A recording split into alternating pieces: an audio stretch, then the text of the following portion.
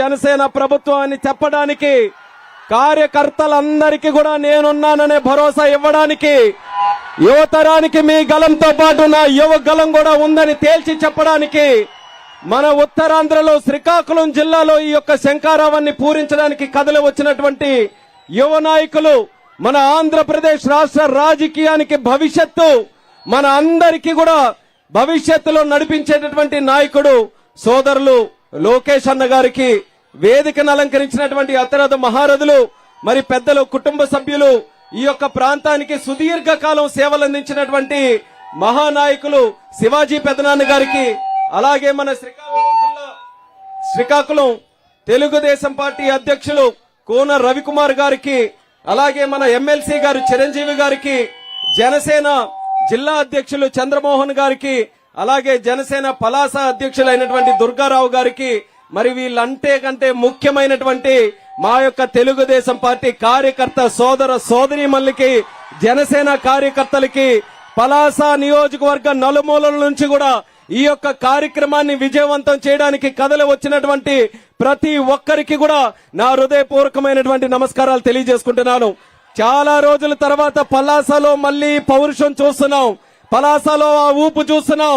రండిరా, ఎవరు వస్తారో రండి, రాబోతున్నటువంటిది తెలుగుదేశం పార్టీ జనసేన ప్రభుత్వం అన్నటువంటి ఊపు ఈ రోజు పలాస నియోజకవర్గంలో కనిపిస్తుంది. ఆ ఊపుతోనే మనం అందరం కూడా ముందుకు వెళ్దాం. మనల్ని ఉత్తేజపరచడానికి, మనల్ని ఉత్సాహపరచడానికి మనం అందరం మెచ్చినటువంటి నాయకుడు లోకేష్ అన్న గారు కూడా ఈ రోజు మన మధ్యలోకి వచ్చారు. మనం ఆయనకి మాటిద్దాం.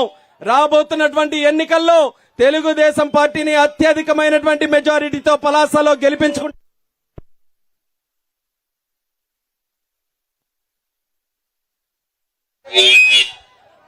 గెలిపించుకుంటామనే మాట మనమందరం కూడా ఈ సభ ద్వారా మనం అందించాలి.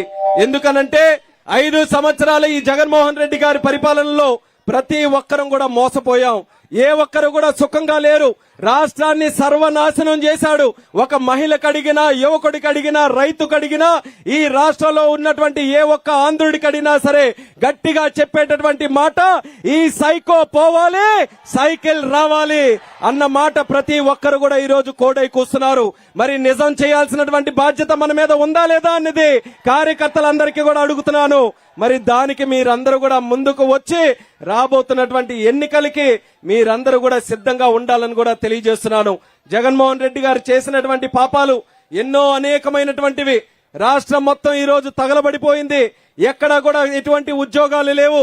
యువతకి ఆ రోజు చెప్పినటువంటి 2,30,000 ఉద్యోగాలు లేవు. జాబ్ క్యాలెండర్ లేదు. మెగా డిఎస్సి లేకుండా ఈ రోజు దగా డిఎస్సిని ఏర్పాటు చేశాడు. ఇలా చూసుకుంటూ పోతే ప్రతి విషయంలో కూడా చెప్పినటువంటిది ఒకటి, ఈ రోజు చేసినటువంటిది మరొకటిగా మారింది. అందుకనే జగన్మోహన్ రెడ్డికి పబ్లిక్ గా తిరిగేటటువంటి దమ్ము లేదు. ఎక్కడైనా కనబడుతున్నాడా? ఎక్కడా కూడా లేదు. రేపు పలాసలో మీటింగులు పెట్టినా సరే మీ ఎవరికి కనబడ్డు. ఎక్కడో ఆకాశంలో విహారయాత్ర చేసినట్టు ఎక్కడో దిగి పరదాలు కట్టుకొని దారి పొడవునా ఉన్నటువంటి చెట్లు నరికి షాపులు ముగించి దొంగచాటుగా వచ్చి వెళ్లిపోతాడే తప్ప పలాసలో ధైర్యంగా మనం పెట్టినట్టుగా సభలు పెట్టి ప్రజలకు ఉద్దేశించి మాట్లాడేటటువంటిది ఈ వైఎస్ఆర్ పార్టీ నాయకులకి లేదు. అక్కడ జగన్మోహన్ రెడ్డి ఏ రకంగా మోసం చేశాడో ఇక్కడ ఉన్నటువంటి ఆయన తాలూకా శిశువు, ఇక్కడ ఉన్నటువంటి మంత్రి అదే రకంగా మోసం చేశాడు. ఈ రోజు డబ్బా కొట్టుకొని చెప్పుకుంటున్నారు ఏమని, పెద్ద గొప్పగా మేము ఇక్కడ హాస్పిటల్ కట్టామని. అక్కడే ఫోటోలు దిగి ఈ సైడ్ నుంచి ఆ సైడ్ నుంచి ఆ వంక నుంచి ఈ వంక నుంచి హాస్పిటల్ చుట్టూ కూడా ఫోటోలు దిగుతున్నారు. నేను చెప్తాను మీకు చిట్టా, నేను చెప్తాను మీకు ఎక్కడెక్కడ ఫోటోలు దిగాలో. ఇక్కడ పలాస నుంచే మొదలు పెడితే పలాస మెయిన్ రోడ్ ఉంది. ఈ రోజు ఒక్క మట్టి కూడా వేసి పలాస మెయిన్ రోడ్ అభివృద్ధి చేయలేదు. మీ వైఎస్ఆర్ పార్టీ నాయకులందరూ కూడా బ్రహ్మాండంగా అక్కడికి వచ్చి సెల్ఫీలు దిగండి. అలాగే ఇక్కడ ఉంది రైల్ ఓవర్ బ్రిడ్జ్, ఇంతవరకు కూడా దానికి ఎక్కడ కూడా పూర్తి చేసే దాఖలాలు లేవు. మీ వైఎస్ఆర్ పార్టీ నాయకులకి దమ్ముంటే అక్కడికి వచ్చి దిగండి. అలాగే చంద్రబాబు నాయుడు గారు కట్టించినటువంటి హుదూద్ ఇల్లులు ఉన్నాయి, ఈ రోజు వరకు కూడా ఎవరికి ఇవ్వలేదు. అటువంటి ఇల్లుల దగ్గరికి వచ్చి సెల్ఫీలు దిగండి. ఈ రోజు మనకున్నటువంటి జట్టి పెద్ద పెద్ద కోతలు కూశారు, ఎక్కడ కూడా ఎటువంటి కార్యక్రమం చేయలేదు. అక్కడ దిగండి. అప్పుడు 14,000 వస్తున్నటువంటి జీడి బస్తా ఈ రోజు కనీసం 7,000 కూడా రావట్లేదు. అప్పలరాజు గారు దమ్ముంటే జీడి బస్తాతో మీరు ఫోటోలు దిగండి అని ఈ సందర్భంగా తెలియజేస్తున్నాను. ఆఫ్ షోర్ రిజర్వాయర్ కోసం ఆ రోజు శివాజీ పెద్దనాన్న గారు మన పార్టీలో ఎమ్మెల్యేగా ఉన్నా ధైర్యంగా దీక్ష చేశారు. చంద్రబాబు నాయుడు గారి తాలూకా దృష్టిని ఆకట్టుకోవడానికి ఆయనతో ఎన్నో సందర్భాల్లో పోరాటం చేసి మరి 434 కోట్ల రూపాయలు ఆఫ్ షోర్ కి కేటాయించుకున్నటువంటి దమ్ము మన శివాజీ పెద్దనాన్న గారిది, తెలుగుదేశం పార్టీదని తెలియజేస్తున్నాను. ఆ రోజు పనులు కూడా ప్రారంభోత్సవం చేశాం. కానీ ఈ దుర్మార్గులు వచ్చిన తర్వాత ఆఫ్ షోర్ ను కూడా పక్కన పెట్టారు. ఫోటోలు దిగుతున్నారు కదా, ఆఫ్ షోర్ దగ్గరికి వెళ్లి దిగండి. 5 సంవత్సరాలు మీ వైఫల్యాలు ఏవైతే ఉన్నాయో ఇలా వందలు ఉన్నాయి పలాసలో. అలాగే ఇంకా చెప్తాం, ఎక్కడ నల్లబొడ్లూరులో కొండ అయితే లేదు, నల్లబొడ్లూరు ఉంది, అక్కడ దిగాలి సెల్ఫీలు. ఈ రోజు సూదికొండ దగ్గర దిగాలి సెల్ఫీలు, నెమలికొండ దగ్గర దిగాలి సెల్ఫీలు, రామకృష్ణపురంలో కొట్టేసిన భూముల దగ్గర దిగాలి సెల్ఫీలు. ఇలా అడుగడుగున అవినీతి చేసి పలాస పరువు తీసినటువంటిది ఈ వైఎస్ఆర్ పార్టీ నాయకులనేది కూడా తెలియజేస్తున్నాను. దానికి ఒక ఎంపీగా, ఇక్కడ ప్రాతినిధ్యం వహిస్తున్నటువంటి ఎంపీగా ఎప్పుడు వచ్చి మాట్లాడినా సరే చులకన భావనతో మాట్లాడుతున్నారు. ఏమని మాట్లాడుతున్నారు? స్టీల్ కుర్చీలు ఎంపీ అని. స్టీల్ కుర్చీలు ఎంపీయే కాదు, స్టీల్ కుర్చీల నుంచి స్టీల్ ప్లాంట్ వరకు నేనే ఎంపీననేది కూడా తేల్చి చెప్తున్నాను. ఎప్పుడు ఏ సమస్య వచ్చినా సరే ధైర్యంగా పోరాటం చేస్తున్నాను. ఈ రాష్ట్రంలోనే కాదు, దేశం మొత్తం కూడా వినబడేటటువంటి విధంగా తెలుగువాడి తాలూకా గొంతు ఏ రకంగా ఉంటుందో పార్లమెంటులో గట్టిగా చెప్తున్నాం. మీ తాలూకా 22 మంది పిల్లిల్లాగా ఏ ఒక్కరి తాలుగా నేను భయపడట్లేదనేది కూడా ఈ వైఎస్ఆర్ పార్టీ నాయకులకు అందరికీ తెలియజేస్తున్నాను.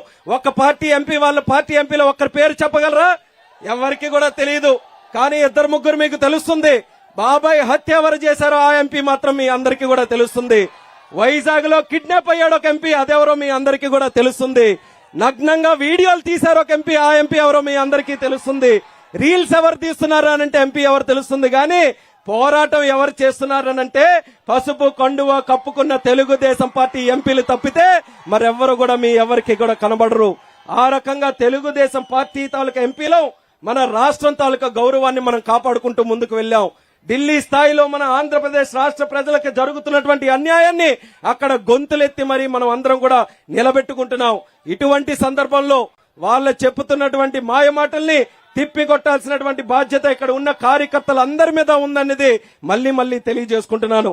మరి ఈ రోజు ఇక్కడ ఉన్నటువంటి హాస్పిటల్ కూడా చూసుకుంటే ఎంత బ్రహ్మాండంగా ప్లాన్ చేశారనంటే, ఆ రోజు చంద్రబాబు నాయుడు గారు తిత్లీ తుఫాన్ అప్పుడు ఈ ప్రాంతానికి వచ్చి ఏదో ఒక రకంగా సమస్యను పరిష్కరించాలని ఆ రోజు భూమి కేటాయించారు, జీవో కూడా ఇచ్చారు. తీరా పనులు మొదలయ్యేసరికి ఎలక్షన్లు వస్తే ఈ రోజు వీళ్ళున్న తర్వాత వీళ్ళు ఆ రోజే మొదలుపెట్టి 2 సంవత్సరాల్లో బిల్డింగులు కట్టొచ్చు. కానీ ఎన్ని సంవత్సరాలు పట్టింది? 5 సంవత్సరాలు. అంటే ఎన్నికలకు ముందు ఫోటోలు దిగడానికే గాని పేషెంట్లకి మాత్రం ఎక్కడా ఉపయోగపడినటువంటి హాస్పిటల్ అది. ఇప్పటి వరకు మీరు చూడండి, సోషల్ మీడియాలోనే కనబడుతుంది. కానీ ఒక డయాలిసిస్ పేషెంట్ కి తీసుకొని వెళ్లి ఒక ఆపరేషన్ కూడా చేద్దామంటే, ఒక నెఫ్రాలజిస్ట్ దగ్గర కలుద్దామనంటే ఏ ఒక్కరు కూడా మీకు కనబడరు, పలకరించరు. శ్రీకాకుళం జిల్లా మెయిన్ హాస్పిటల్లోనే 15 సంవత్సరాల నుంచి నెఫ్రాలజిస్టులను తీసుకొని రావాలని ఎంతో వీర ప్రయత్నం చేస్తున్నా అక్కడ కూడా కష్టంగా ఉంది. అటువంటిది ఈ రోజు పలాసలో తీసుకొని రావాలనంటే బ్రహ్మదేవుడి దిగి రావాలి. అటువంటిది ఎంత కష్టమైనా సరే నాయకులు అనుకుంటే చేయగలిగినటువంటి దమ్ముంటుంది.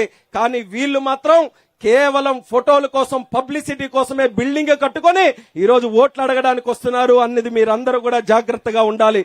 మరొక పక్కన తాగునీటి తాలూకా సమస్య 700-800 కోట్లు ఖర్చు పెట్టి చేశామని అంటున్నారు. ఇదే ఉద్దాన ప్రాంతంలో ఎన్నో గ్రామాలకు వెళ్తే మా పాత ట్యాంక్ నే మళ్ళీ పైప్ లైన్లన్నీ కూడా కనెక్ట్ చేసి శిథిలా అవస్థలో ఉన్నటువంటి ఆ ట్యాంక్ నే వినియోగిస్తున్నారు.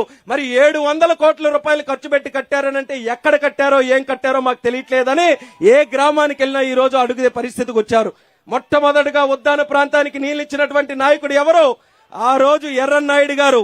కేంద్రం నుంచి సుమారు 100 కోట్ల రూపాయలు రూరల్ డెవలప్మెంట్ మినిస్టర్ గా ఉంటే ఆ రోజు ఖర్చు పెట్టి అన్ని కార్యక్రమాలు కూడా చేశారు.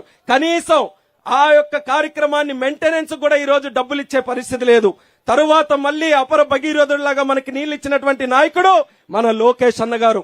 ఆ రోజు మన ప్రాంతానికి వచ్చి ఇక్కడ ముఖ్యంగా నీళ్ల తాలూకా సమస్య ఉందని అప్పటిలో సుజల స్రవంతి పథకం మన దగ్గరే పెట్టి ప్రతి రోజు కూడా చక్కగా తాగునీరు ఉద్దాన గ్రామాలకు అందరికీ కూడా అందించే పరిస్థితి లోకేష్ అన్న గారు తీసుకొని వచ్చారు. ఈ రోజు ఆ పథకం ఉందా? ఈ 5 సంవత్సరాల్లో ఒక్క ఒక్క బాటిల్ నీళ్లు కూడా సుజల స్రవంతి నుంచి తాగలేకపోయాం. ఎందుకనంటే అది మనం తీసుకొచ్చామనే కక్షతో అది కనీసం మెయింటెనెన్స్ కూడా చేయకుండా ఇలా చేశారు. దుర్మార్గులు, కక్ష సాధింపు చర్యలకే అత్యంత ప్రాధాన్యత ఇచ్చేటటువంటి వ్యక్తులు, భూ కబ్జాలు చేసేటటువంటి వ్యక్తులు, ఎవరైనా తిరగబడితే వాళ్ళని అరాచకాలతో ఎన్నో ఇబ్బందులు పెట్టి వాళ్ళందరినీ కూడా కేసులు విధించి వాళ్ళకి ఇబ్బందులు పెట్టేటటువంటి నాయకులు. ఇటువంటి నాయకుల్ని మనం ఎంత తొందరగా తరిమి కొడితే ఉద్దాన ప్రాంతం అంత తొందరగా జీవిస్తుంది, అంత తొందరగా బాగుపడుతుందన్న విషయం పలాస ప్రజానికానికి అందరికీ కూడా ఈ సందర్భంగా తెలియజేసుకుంటున్నాను. అందుకోసమే ఈరోజు లోకేష్ అన్న గారు ప్రత్యేకంగా వచ్చారు.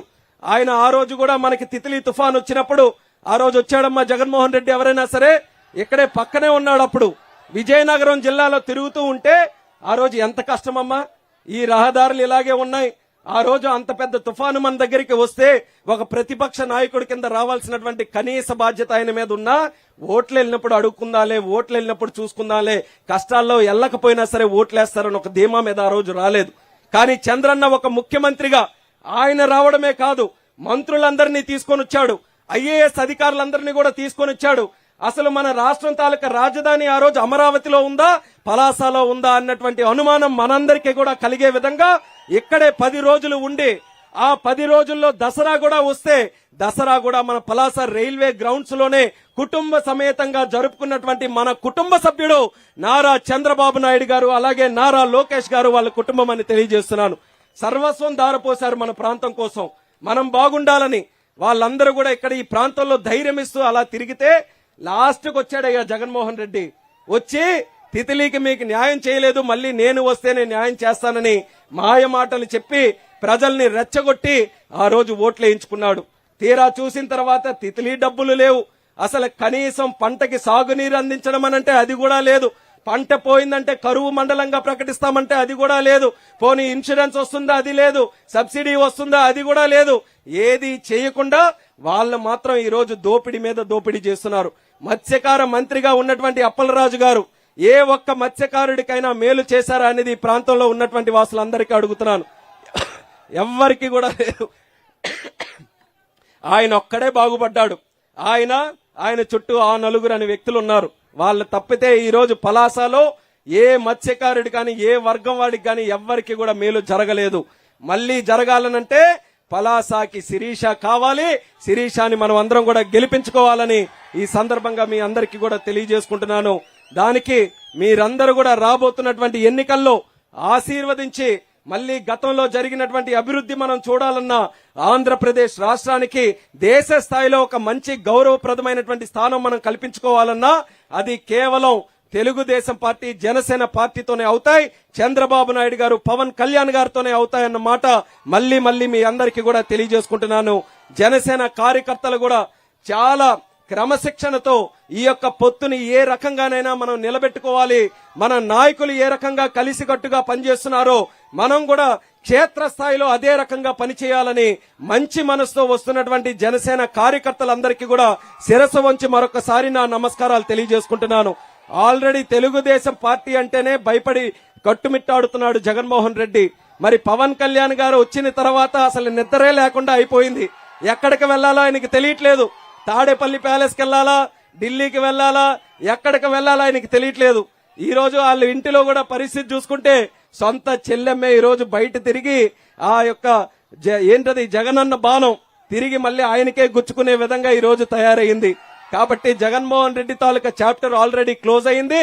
మరి ఇక్కడ చిన్న చోటా నాయకులు ఉన్నారు, వాళ్ళ చాప్టర్లు కూడా మనం ఎక్కడికక్కడ క్లోజ్ చేయాల్సినటువంటి బాధ్యత మన అందరి మీద ఉంది. దానికి మీరందరూ కూడా చైతన్యవంతంగా ముందుకు రావాలని పలాస ప్రజానికానికి అందరికీ కూడా మరొకసారి పిలుపునిస్తున్నాను.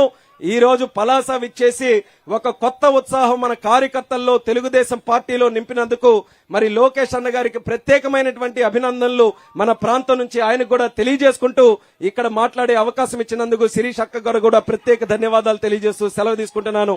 జై హింద్, జై జన్మభూమి, జై తెలుగుదేశం, జై జనసేన. లోకేష్ అన్న గారి నాయకత్వం, లోకేష్ అన్న గారి నాయకత్వం, లోకేష్ అన్న గారి నాయకత్వం.